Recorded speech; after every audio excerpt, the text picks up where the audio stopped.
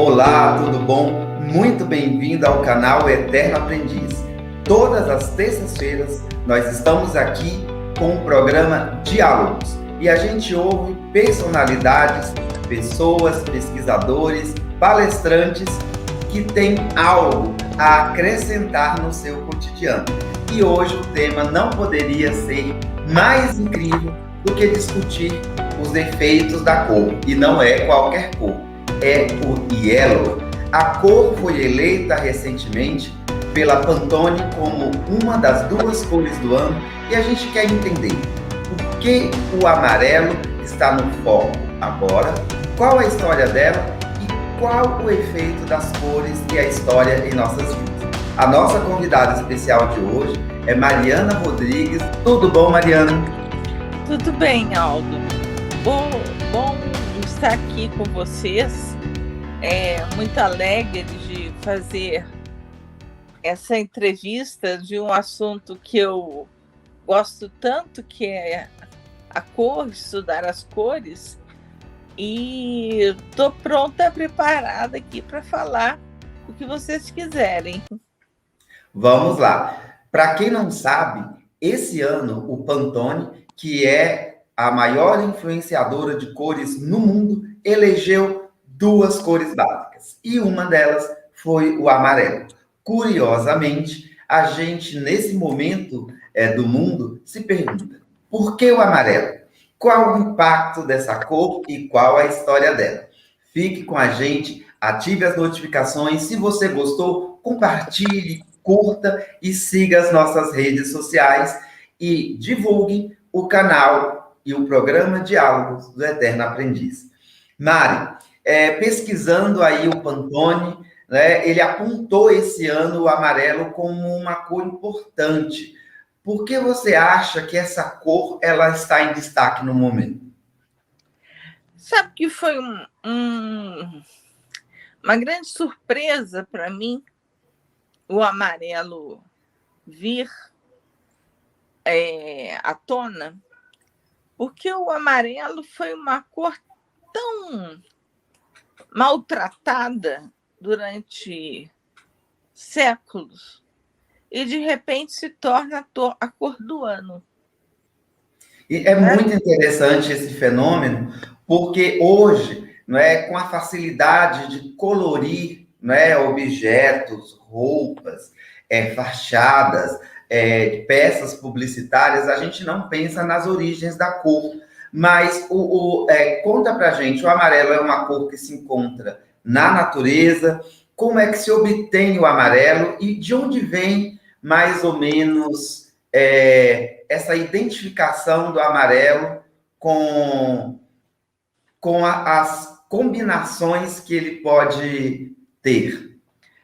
O amarelo foi encontrado, a princípio, nas cavernas de Lascaux, na França. Lembra aquelas cavernas que tinham os bisões, os animais, grupos de homens? Então, o primeiro registro foi na pré-história, ali nas pinturas rupestres. Exatamente, nas pinturas rupestres, no norte da França e do sul da Espanha. E é interessante porque você vê dentro da caverna pintura no alto do pé direito. Você tem que passar por canaletas muito finas para chegar onde está a pintura. Ou seja, tinha um valor ritualístico ali que nós não conseguimos ainda entender. O amarelo vem do ocre. A gente vai falar só de tintura de pigmento natural, porque o pigmento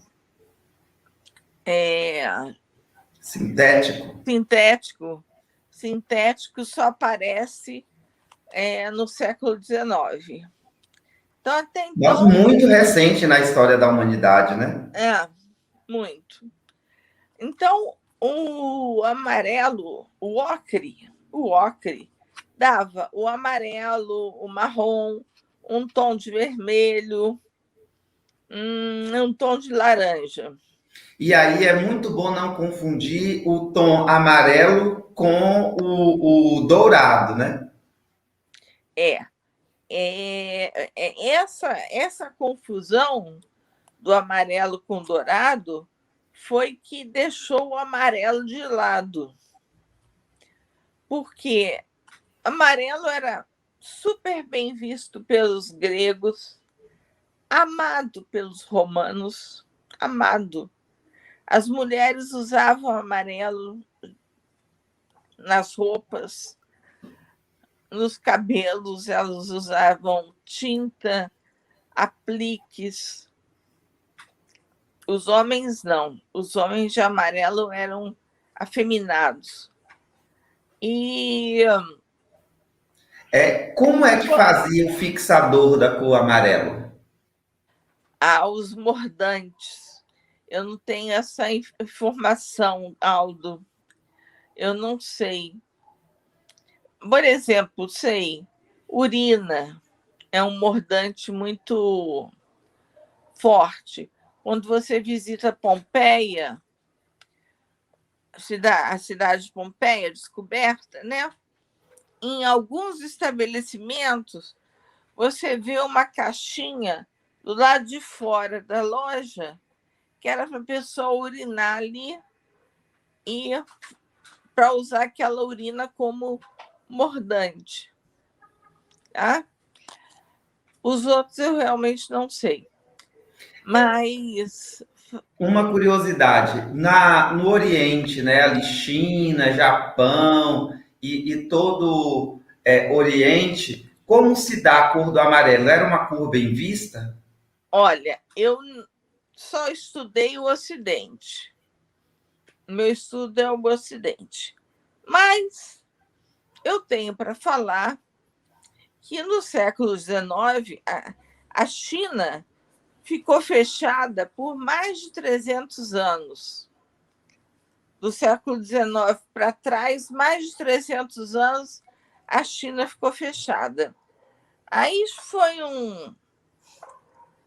um capitão, navio chamado Matthew Perry, e chegou lá: dona China, a gente tem que fazer negócio. Se não fizer, por esse contato, a China se abriu um pouco para os americanos e para os outros. Mas a China mais vendia do que comprava. Aí não dava certo para o Ocidente, né? Ficar gastando o dinheiro dele, queria receber. Aí é que aparece um episódio muito interessante na história, que é a Guerra do Ópio. O ópio era usado em Londres, ele era feito na Tailândia, não sei direito, mas ele era usado em Londres e proibido. Proibido. A Inglaterra, aos poucos, contrabandeou o ópio para a China. E teve um momento que ela contrabandeou como se chama? Muita quantidade de ópio. E a China foi lá, acabou com aquele ópio. Botou fogo, queimou, sei lá. Aí a Inglaterra viu ali uma oportunidade de invadir a China, porque ela estava invadindo o território americano, embaixada americana. Aí invadiu, ganhou, óbvio, a China tinha meia dúzia de barquinhos e através dessa guerra ao ópio, os Estados Unidos conseguiram, os Estados Unidos e Inglaterra, conseguiram colocar seus produtos dentro da China. Mas eu falei em China porque o imperador chinês é o imperador do amarelo. É a cor que pode ser usada só pela família real. Roupa, como é que é? Não é carroça, não, meu Deus, Carruagens. Carruagem, objetos. O amarelo era a cor real, ninguém mais podia usar. Que Isso é que eu interessante. sei da China para a gente. Com certeza, a cor ela é um estudo cultural. Tá? Ela vai variar até mesmo dentro da própria cultura. Se eu falo para você, você tem um sorriso amarelo, aí te chamamos no McDonald's, o Ronnie McDonald é lá, amarelo, vermelho, né? São duas oposições. Então, a cor é muito ambígua, não dá para a gente colocar ferro e fogo o que ela realmente representou. Tem estudos, mas tem poucos textos.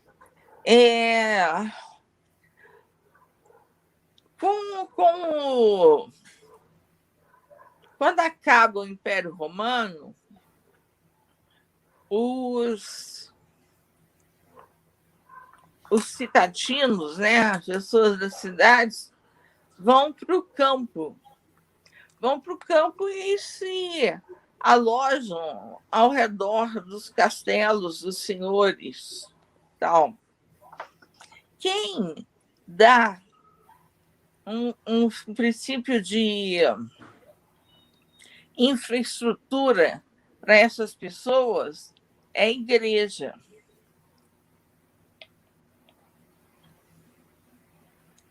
A igreja vai ser a maior instituição da Idade Média. Então, tem um fato interessante. Na Bíblia, a Bíblia hebraica e a Bíblia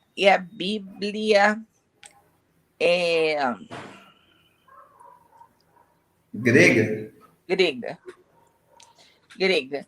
As duas não falam de cor. Que interessante. Na Bíblia, em latim, começa a falar de cor. E nas outras Bíblias que vieram, a cor está presente. Um dos aspectos que o amarelo caiu em desuso pode ter sido isso. Outro fator. Um bom amarelo é um amarelo caro, que é o amarelo do açafrão. Então, os outros pigmentos que tingiam o amarelo eram pigmentos que não pegavam muito, eles desbotavam, dava cara de velho. Isso explica, por exemplo, a questão do obter o amarelo também estava ali naquela história dos comércios das Índias? Do açafrão, sim. Então, era uma forma de obter cor, não é? Obter cor. Sobretudo, para o uso da arte, Não, muito para o uso do vestuário. Porque os pigmentos que você usa no vestuário não são os mesmos pigmentos que você usa numa pintura. Isso é um lance interessante, porque a gente não pensava nisso, né? Eu não sabia disso. Passei a saber. Olha que Essa, interessante. Então, a forma como a gente obtém a cor para pintura é muito diferente do uso industrial, né, do pigmento na é, roupa, por exemplo. é. Isso é muito interessante. Tem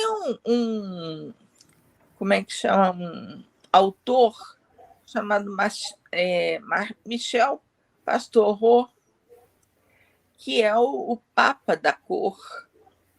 Ele é um francês e estuda a cor há uns 40 anos. Então,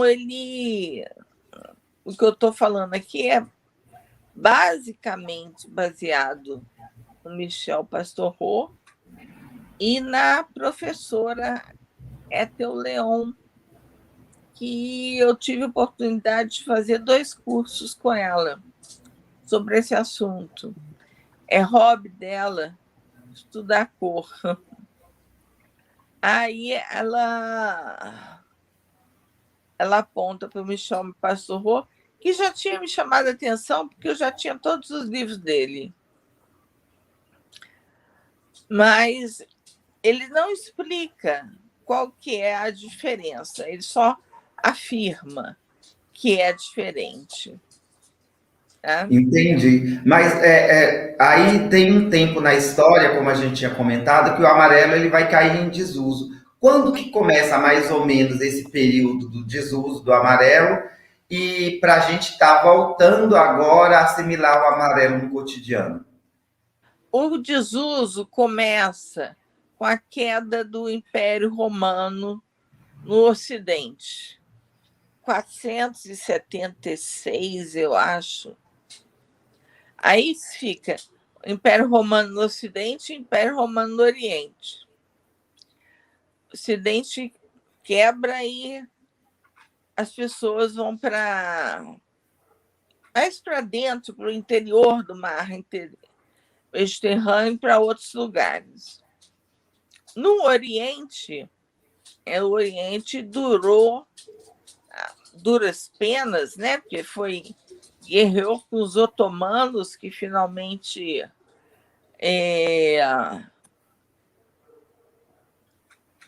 tomaram Domínio. conta do Oriente. Os otomanos têm uma boa vista para amarelo, gostam, acho que é a cor de vida. Agora, no século XII, veja, do século V ao século XII, o amarelo era usado para doente mental,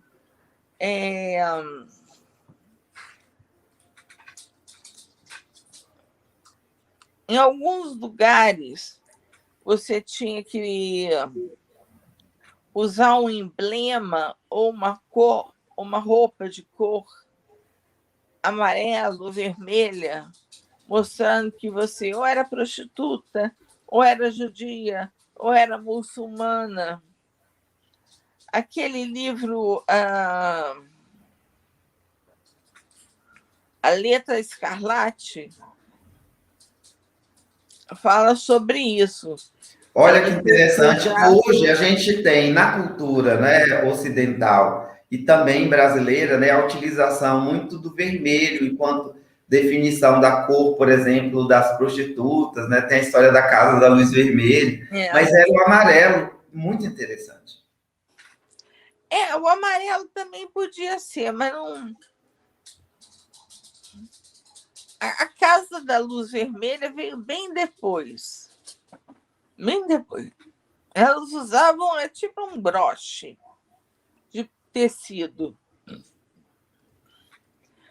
A gente vê bem isso no filme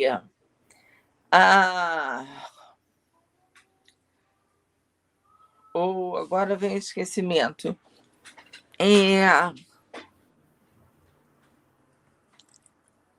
A Dama das Camélias. De quem é? Esqueci o autor, mas o título é A Dama das Camélias. E enquanto ela era simplesmente uma prostituta, ela estava com uma roupa X e estava com tipo um vestido vermelho que tinha vestido vermelho não, uma roupa vermelha, uma roupa cinza com uma flor vermelha para mostrar que ela estava menstruada. Tá?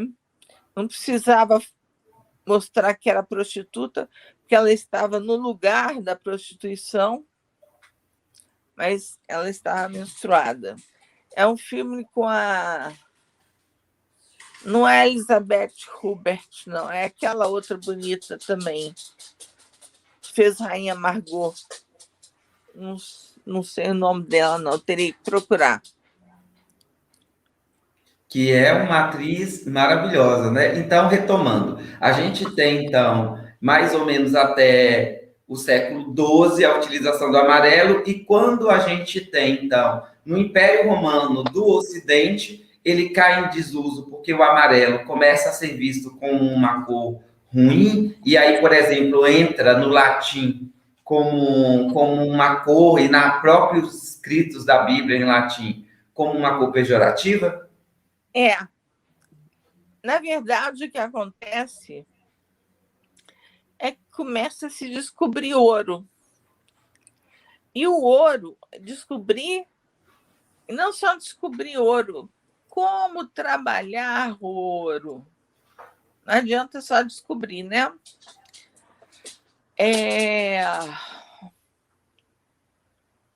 Então, para o ouro, foram as coisas benéficas do amarelo. A luz, a vida, o bom humor, a alegria de viver. Isso foi para o ouro. E para o amarelo ficou as coisas ruins da cor. Doença,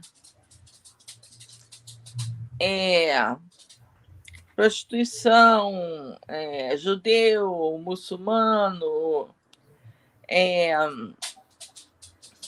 a bile, que é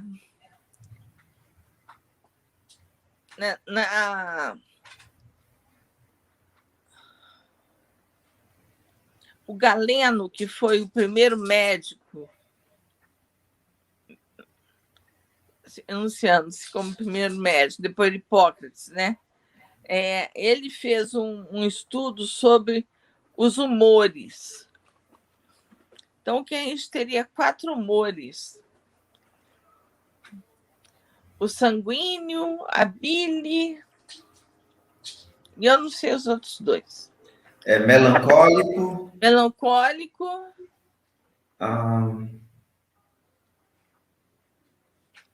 Não sei o outro. E a bile, ela se relacionava muito com o amarelo, porque eram cores de coisas ruins no corpo. Urina,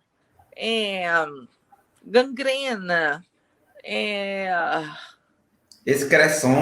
excreções, catarro, coisas ruins, pessoas pálidas, vacilentas. Então, isso durou um tempo, muito tempo. Mas no século XII, no começo da formação das nações, ainda no feudalismo, o século auge do feudalismo e o século que o feudalismo também vai cair, eles tinham que marcar os seus brasões. Se fizeram brasões, tinham que marcar o brasão. E o amarelo voltou com toda. O amarelo foi, como a gente diz, ele catapultou. Então, tem muito brasão cor amarela. O engraçado é que no final... Isso tem uma influência, por exemplo, em Portugal, muito grande? Em Portugal, Não sei te dizer, Albo. Por que Por que eu estou perguntando Portugal? Porque a gente vai ter depois, né? Se bem que o Brasil a gente vai ter muito dourado por conta da exploração das minas, né? Mas acho que a gente tem uma relação muito interessante com o amarelo e que talvez venha dos portugueses. Não, acho que não. Acho que não. Não, não te afirmaria isso, não. Bem, continuando. No século XII, ele cai em declínio novamente. Aí, ele só vai voltar, ele volta um pouquinho no século XV, uma modinha. Ele só vai voltar mesmo no século XVIII, com as cores pastéis que usavam no século XVIII. Então, no século XVIII, o amarelo foi regenerado, né? Voltou a ser usado. A gente tem muitas imagens com isso.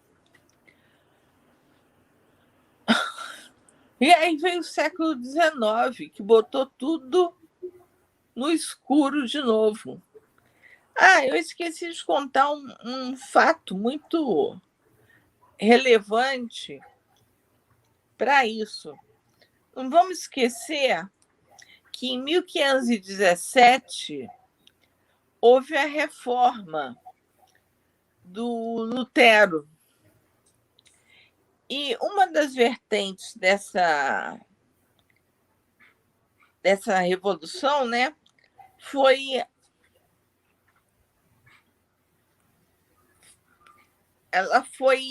colocada em prática pelo João Calvino, que era até muito mais exigente que o João Lutero, que o Martinho Lutero. Martinho Lutero. Mais severo, inclusive, né, nas mais doutrinas. severo. E ele era completamente contra a cor. Completamente contra a cor. Que Deus deu a roupa para os homens, porque ao comer da maçã, eles ganharam a vergonha, tinham as roupas para cobrir suas vergonhas. E que história é essa de cobrir a vergonha e de forma colorida, alegre. Adornar a vergonha, ficar tudo adornado. Então, o Calvino pregava todas aquelas bulas, né? Aquelas etiquetas de que trabalhar é digno, poupar é digno, só não é digno sair perdulariamente por aí. Que ajudou muito no desenvolvimento do norte da Europa, que, por bem ou por mal, tinha ficado um tempo sob a tutela da Espanha. E mais católica que a Espanha, não dá. Então, países como Suíça, Inglaterra, a Suécia, Noruega, Finlândia, Holanda, isso tudo foi para o lado do Calvino. Aí já quebra a coloração, né? A coloração fica mais nos... como é que a gente chama? Nos países católicos. Bem, eu estava falando isso para falar que... A gente estava falando sobre como que a cor caiu em desuso no século XIX. Então, eu estava falando isso porque No século XIX, os burgueses que já seguiam o protestantismo, que o calvinismo, qualquer religião protestante, os burgueses nasceram ali com as medidas tomadas pelo parlamento inglês, que deu vantagens a empreendedores.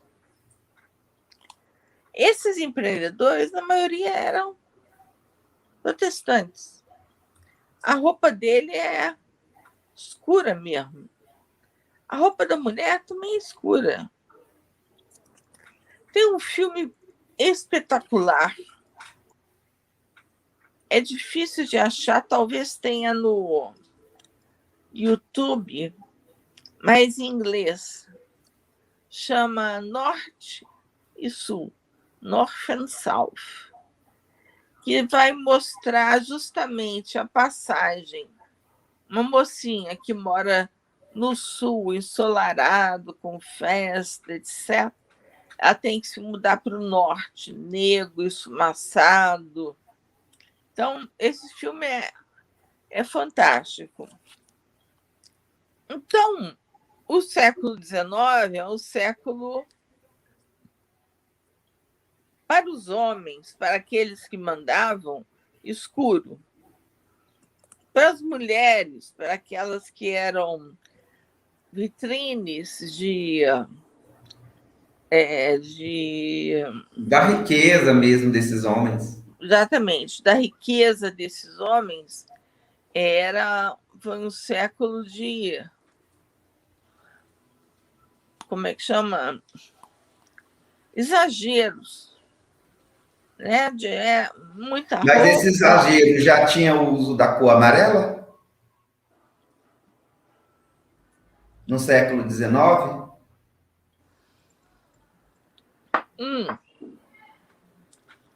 Aqui e ali. Ela nunca foi uma cor muito bem quista. Se você perguntar quais as cores você conhece: vermelho, azul, verde, branco, preto, amarelo. Amarelo geralmente é no final. Era aí que eu vou.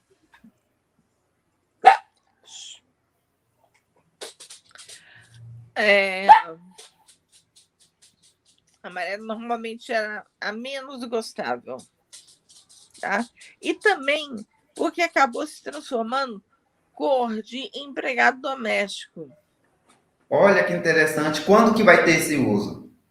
Isso no século XIX, dos 18 para o 19. E ninguém quer ser confundido com o empregado doméstico, né? Na verdade, o amarelo ele vai aparecer mesmo quando acaba,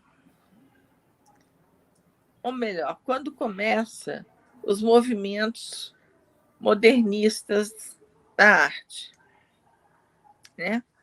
Então, quando você sai daquela arte toda regulamentada e vai para um Van Gogh, só os girassóis dele. Os girassóis, quadro iconiquíssimo, né?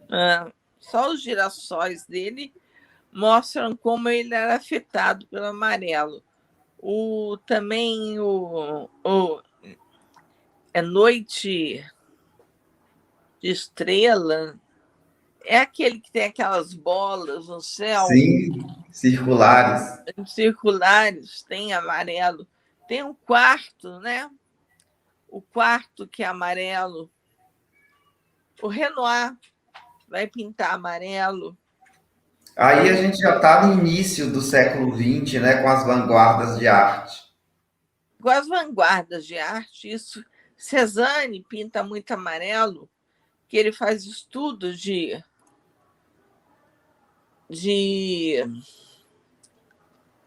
perspectiva. Então, ele usa laranja, maçã, para fazer esses estudos.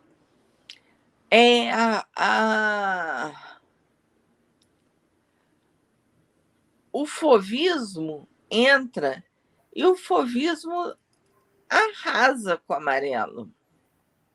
Arrasa. Ele usa o amarelo até dizer chega. Até dizer chega. São bonitos quadros de Gauguin, com amarelo meio não é pastoso, é emplastado, meio sem muitas informações, como um fundo. Tá? E agora eu falo que fiquei surpresa, porque com todas essas informações, a Pantone coloca o amarelo. Você acha que a utilização do amarelo e essa indicação da Pantone tem a ver com esse momento do mundo que a gente está vivendo? Ah, tem. Tem. Eu acho que, em primeiro lugar, essa história do amarelo, muito pouca pessoas sabem, né? São livros que têm só o preto está traduzido para português, o resto não está. E há uma busca, né? Uma das tendências, macro tendências, de uma vida mais natural, mais ligada ao campo, né? O Jacquemus, né? Sim, francês maravilhoso, que propõe, inclusive, esse retorno, né, a um campo ali francês, uma atmosfera absolutamente onírica, quase, né? Pois é, ele pescou o negócio e foi e fez. Ele fez 2 desfiles, um num campo de lavanda e outro num campo de trigo, né?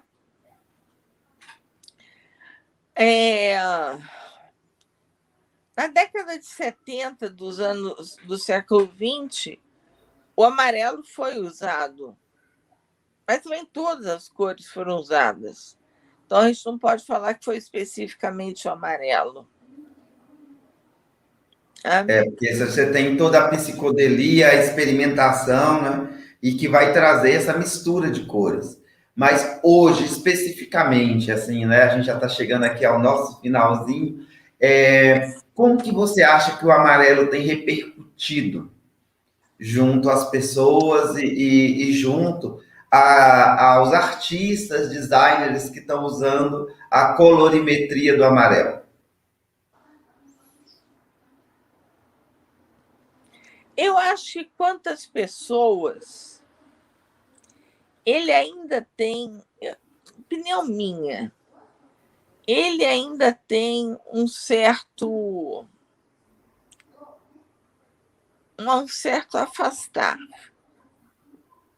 sabe? O amarelo não. Você pode se vestir todo de laranja, mas você não se veste todo de amarelo. Se veste todo de vermelho, mas não se veste todo de amarelo. Nesses últimos anos, quem eu vi vestida de amarelo, e muito bem vestida, por exemplo, foi a Condessa de Sussex, a Meghan Markle, que marcou, né? E marcou por quê? Era uma cor que não se usava. E o figurino vai brincar com isso. Mas você acha que o amarelo, esse uso do amarelo ser ainda bem restrito, tem a ver com pigmentação de pele? Não. Não. Porque, assim, existe esse mito, né, de que pessoas mais claras, o amarelo deixa pálido. Então, o amarelo, por exemplo, vai trazer um contraste maior em peles mais morenas e pretas. Eu até pouco usei mostarda, que é um dos tons Do amarelo, amarelo? por me falar que ficava pálida. Atualmente eu tenho uma blusa mostarda que não me deixa pálida. Mas eu acho que tem essas visões um pouco mais antigas. Agora, eu não sei se é porque achava que ficava pálido mesmo, ou porque tinha alguma coisa ali por trás. Então, não use o amarelo. Agora, por exemplo, hoje em dia o amarelo é usado como sinal de alerta. Nas sinalizações, né, trânsito, inclusive é um Trânsito. padrão da ABNT, né, das normas técnicas brasileiras. Exatamente. No trânsito, ele é usado em placas de lojas. O Smile, lembra do Smile? Era Sim, amarelinho, né, ainda são, né? né, todos os emojis. Os emojis são amarelinhos. Mas você também tem os coletes amarelos na França. Você tem o documentário do Emicida. Você vê como é ambíguo? Você não define. Há momentos. E muito ligado ao contexto, né? Antropológico, cultural, econômico do momento e da cultura ali. Não, é completamente cultural. Completamente cultural. Eu acredito que eu já vi o amarelo aparecer mais algumas vezes. E é engraçado que o vermelho também é sinal de alerta. Né? Perigo, Pare, inclusive, né? perigo. É. A Mas cor. vermelho já é uma cor, né? Até que a gente associa à paixão, né? Ao amor. Então, o vermelho é uma cor muito querida. A gente percebe que há uma grande adesão das pessoas pelo vermelho, né? E a cor da Igreja Católica, né? Não pode. É, nos primórdios da Igreja Católica, era tudo meio bagunçado. Aí o Papa Inocêncio III chamou os padres, a comunidade, ó, padres essa cor, bispos essa cor, cardeal usa essa cor, papa usa essa cor, e o vermelho ficou na igreja. E a igreja é vermelha até hoje. Sobretudo porque tem a representação do sangue de Cristo, né? Isso, exatamente. Exatamente.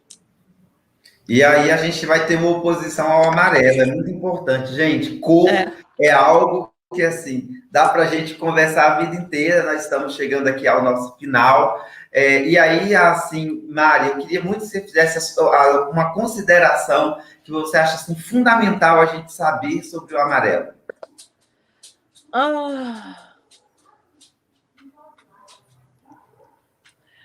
O que eu acho é assim, se você gosta de amarelo, usa. Não deixa a moda ou alguém falar que é uma cor isso, uma cor aquilo. Usa o amarelo, vai te fazer bem.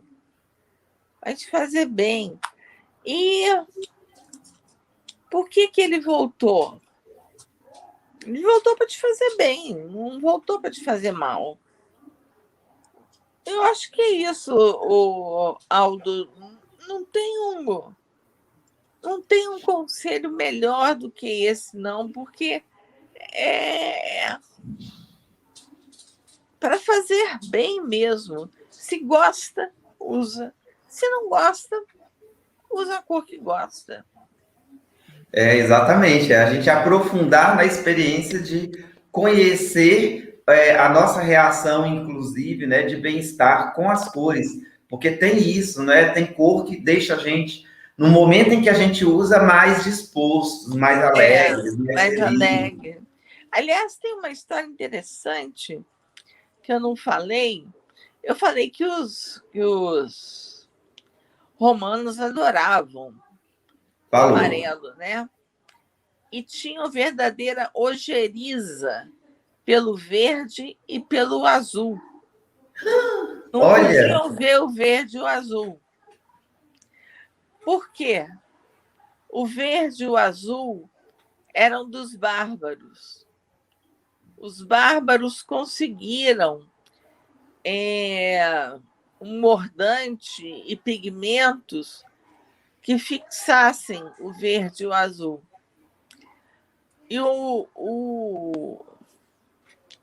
os romanos não tinha conseguido isso. Só depois que se juntaram milênios, depois é que eles trocaram figurinha. Nossa, que interessante. Era muito... Você sabe das guildas, né? Das guildas de sapateiro, ferreiro, padeiro. Tinha as guildas de cor. Então, aquele cara só trabalha com azul, aquele só com verde, aquele só com amarelo, aquele só com laranja, não sei. Então, tinham as guildas também, já nesse tempo. Muito interessante. Você acha que a guilda do amarelo era menor? Era. Uma das últimas. Ali. Gente, é isso. Eu queria me despedir aqui, Mari, é sempre maravilhoso, assim, a gente fica super feliz e com muita vontade de pesquisar, entender mais a cor, e cor hoje é fundamental em quase tudo na vida, né? Tanto para a gente, como nos projetos, no que a gente faz, entender cor é essencial. Eu gostaria de agradecer a todos vocês que assistiram, se vocês gostaram, compartilhem, comentem, sigam as redes sociais do Eterno Aprendiz e todas as terças nós estaremos de volta aqui com sempre uma entrevista interessante. Muito obrigado pelo convite desse diálogo com a Mari. É sempre um prazer conversar com, para mim, uma das maiores especialistas que a gente tem na área de história da moda no Brasil. E muito obrigado, Mari. Obrigada a você. Fiquei muito feliz com o convite e estamos aí para... Eu tenho um Instagram que é Dressing Histories. E gente, eu sigo o Instagram, é maravilhoso. E eu falo muito sobre histórias de muitas coisas. Eu estava falando do vermelho, comecei a falar da Cruella, a Cruella de Vil, um novo filme da Disney, né? E por coincidência vi um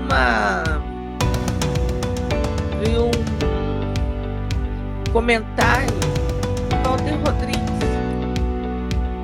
Eu achei super bacana. Mas com certeza, né? Eu acho que todo mundo que quer saber mais de moda segue o Instagram.